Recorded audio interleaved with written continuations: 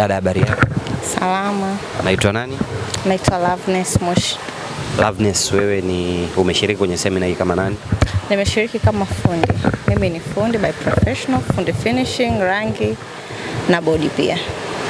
Wewe ni sehemu ya watu walioshiriki kwenye hii seminar. Tuambie, ni nini kilichokuvuta mpaka kuja kwenye hii seminar?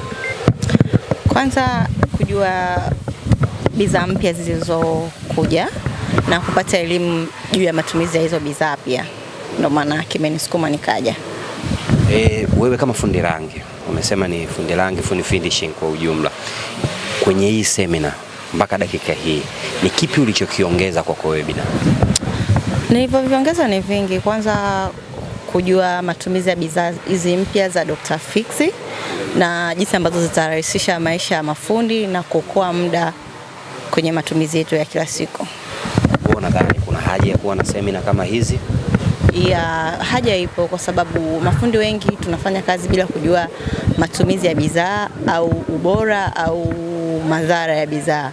Kwa wengi tunafanyaga kuiga, ila kupata seminar kama hizi zinatusaidia kwamba unakuwa una uhakika hata unapoenda kwa mteja pia kumuelezea jinsi ya bidhaa inavyotumika, unakuwa una uhakika kwamba una elimu ya kutosha kuhusu hiyo bidhaa na pia unaweza kuitumia kwa usahihi.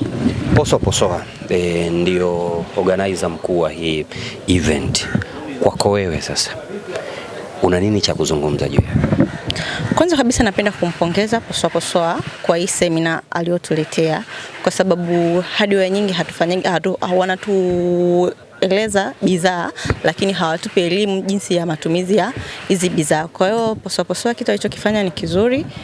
Kwanza ametupa elimu juu ya matumizi ya bidhaa na pia vile ametufeva mafundi kwenye bei ya bidhaa na utofauti wa bidhaa zingine na hii bidhaa ambayo amekuja kuintroduce.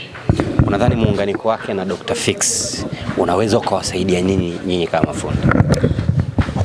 Muunganiko wake kwanza ni kwetu sisi tunasema ni sherehe. Kwa sababu bidhaa zake zote zinatumika kwa mafundi wa aina zote, kuanzia mafundi wa tiles, mafundi wa rangi, mafundi wa plaster.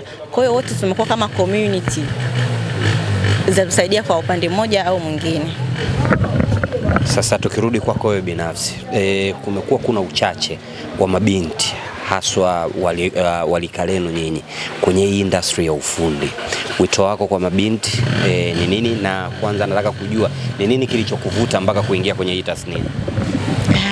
Ufundi ni taaluma kama taaluma nyingine na pia ni kazi kama kazi zingine. Kwa hiyo kama unakuwa mtu una nia ya kufanya ufundi au unakuwa unahitaji kuwa fundi, unaweza ukaanza.